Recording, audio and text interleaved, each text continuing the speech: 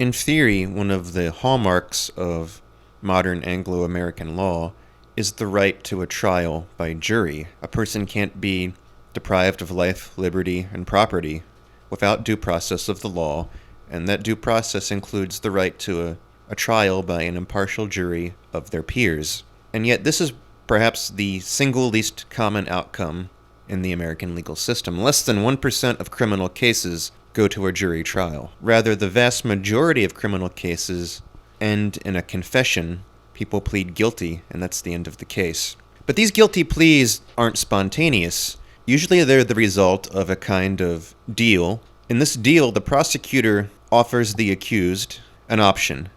I could charge you with these more severe charges, and if you happen to be found guilty of them, you'll get a more severe sentence. Or I can charge you with these less severe charges on the condition that you plead guilty to them, and you'll get a less severe sentence than you would if you were found guilty in court, in exchange for you pleading guilty and saving me the trouble of prosecuting you. And so from the point of view of the accused, their option is, all right, I plead guilty to the lesser charges and get a definite punishment, but a lesser one, or I take the risk of going to court and getting a more severe punishment. And a lot of people opt for this certain but less severe punishment. And this is called plea bargaining, the practice of pleading guilty in exchange for leniency of some kind. And this is a practice that didn't exist at the founding of this country. Prior to the 19th century, no cases were plea bargained anywhere. By the late 19th century, plea bargaining had become common, but by the 20th century, about 90% of US cases were plea bargained. Plea bargaining has also appeared in some other countries, but it's also been outlawed in some countries because this is a controversial practice. Some people view it as a miscarriage of justice and something that undermines the entire purpose of a legal system designed to accurately sort the guilty from the innocent. So according to critics of plea bargaining, this gives too much power to the prosecutor. So it puts a lot of power in the hands of the prosecutor to decide what charges they want to threaten the person with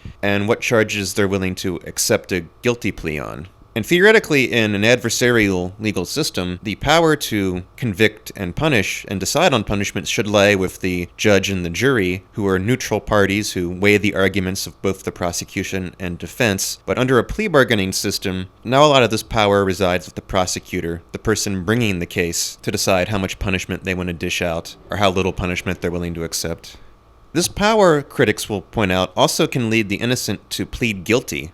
Because if the prosecutor's threatening you with very severe charges that, if you are found guilty in court, can result in, 30 years or life in prison, that puts you under a lot of pressure to plead guilty to lesser charges and avoid the risk of 30 years or life in prison. So, okay, if I plead guilty, I'll get 5 years. If I go to trial and get found guilty, I'll get 30 years. Even if I'm innocent, I might decide to take the 5 years to avoid the risk of the 30 years because, even if I'm innocent, things could go wrong at a trial. I can't guarantee with certainty that the jury or judge won't think that I'm guilty even if I'm not. And that might be a risk I'm not willing to take. And so if prosecutors have the ability to pile on charges and try to make court outcome more threatening, they could be pressuring people to plead guilty even when they're not. Defenders of plea bargaining, though, point out that the reason this system became so common in American law in the first place is that it saves an immense amount of time and money. Lawyers are expensive, courts are expensive, trials are time-consuming.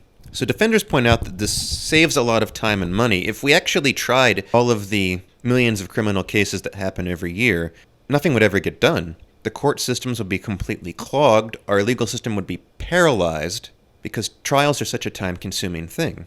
And the plea bargaining system allows people to make rational choices if you know you're guilty, or even that you look guilty, and you can rationally expect to be found guilty during a trial. Well, you can save time and effort from both yourself and the prosecutor by just pleading guilty now, and this incentivizes people to make realistic choices about their situation. So defenders point out that this plea bargaining works because it happens in the shadow of trials, meaning that the threat of a trial is always there, and people will make rational choices about what charges to bring or what charges to plead guilty to based on their likelihood of losing or winning at a trial. Plea bargaining is something that tends to happen at lower criminal courts. And so we've mentioned before how there's kind of a hierarchy of courts in the U.S. Your higher courts, what they call courts of appeals, appellate courts, including state supreme courts, they tend to review and revise the decisions made at a lower level. Your lower criminal courts, though, that's the point of intake where a lot of the criminal cases first get heard.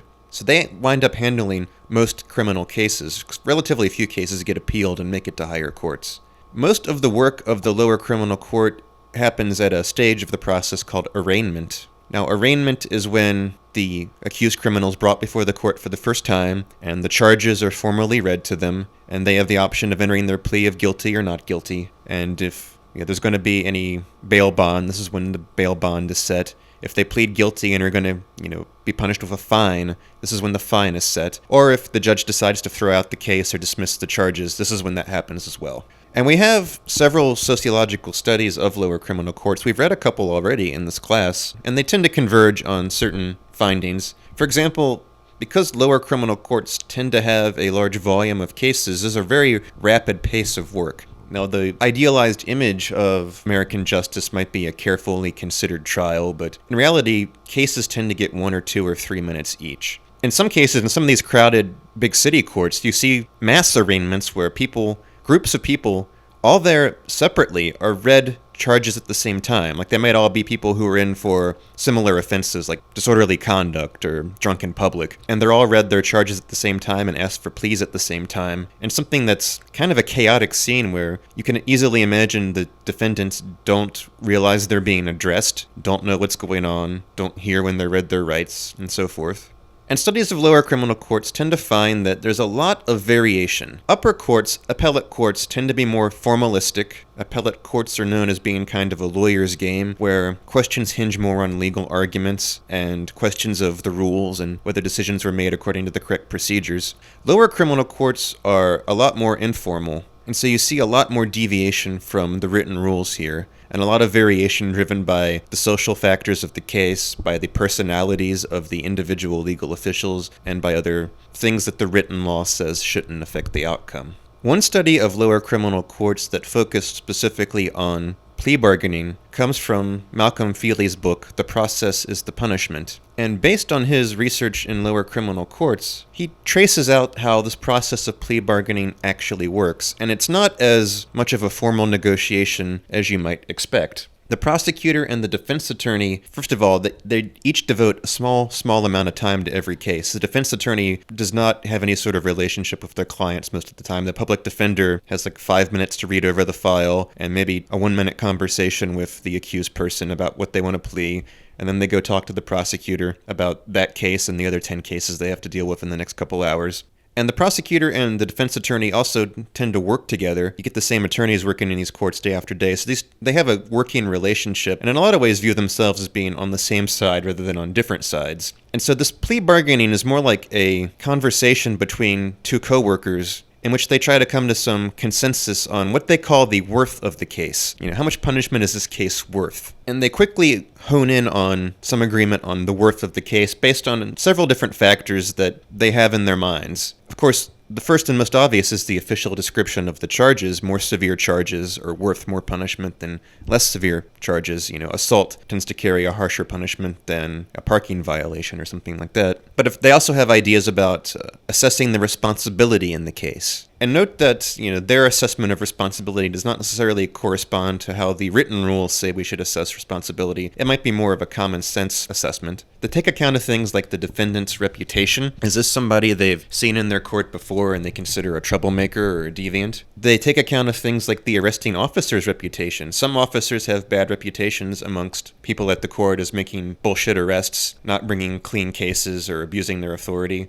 And, of course, there's also pressure from external parties. If local business has been raising a stink about people loitering in front of their businesses, then maybe the prosecutor feels a bit more pressure to bring heavy charges for loitering or something like that, and the defense attorney is willing to back down a little bit more for that kind of case. So we would expect to see the same sort of patterns in plea bargaining that we've seen spelled out in the theory of the behavior of law. So we would expect the prosecutor to offer a sweeter bargain if the case is between two intimates and if the case is between two strangers. We would expect the bargain to be better if the defendant was superior to the victim than if the defendant was inferior to the victim, and so forth. In addition to that, those social sources of variation, Feely points to a couple of other sources that you might think of as mechanisms that make the outcomes of these cases less predictable, that provide a lot of wiggle room and make it hard for us to predict the outcome of cases based on the written legal rules alone. For example, he points out how facts don't speak for themselves. So during this process where they're establishing the worth of the case and talking about, okay, what are the charges, what's the reputation of the officer, what's the reputation of the deviant, the facts don't speak for themselves, they have to be brought up. He calls this mobilizing facts. And you could have a public defender who's kind of on the ball and brings up something important that will change the prosecutor's view of the defendant's reputation, and that changes the outcome of the case. You could have another public defender who just fails to mention something like, oh yeah, this defendant actually volunteers at charities all the time. And because they don't mention that, that defendant gets a harsher sentence. Not only do the facts not speak for themselves, the facts can also be stretched a little bit. You know, people can paint things in a different light and frame things in a different way. Facts are malleable.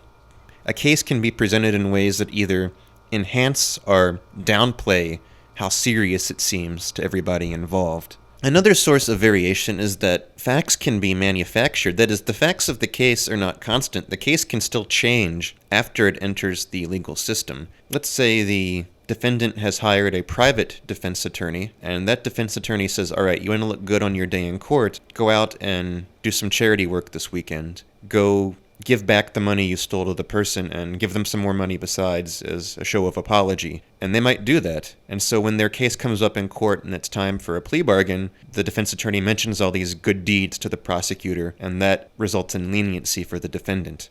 And finally, he talks about an interesting source of variation, and one that's in a way almost random, and that's reciprocity between the prosecution and the defense. Remember, these, for the most part, are people who work in the lower criminal court day after day after day, discussing cases with each other and trading wins and losses back and forth. So you'll have like 2 or 3 cases in the row where the prosecutor is being kind of harsh and demanding severe punishments and not accepting any lenient bargains. And then finally, after 3 or 4 of those cases, the defense attorney who's been working with him will say, okay, but for this next case, you owe me one. You owe me a lenient sentence finally, because you've been harsh on me all morning. You owe me a lenient sentence now in this case.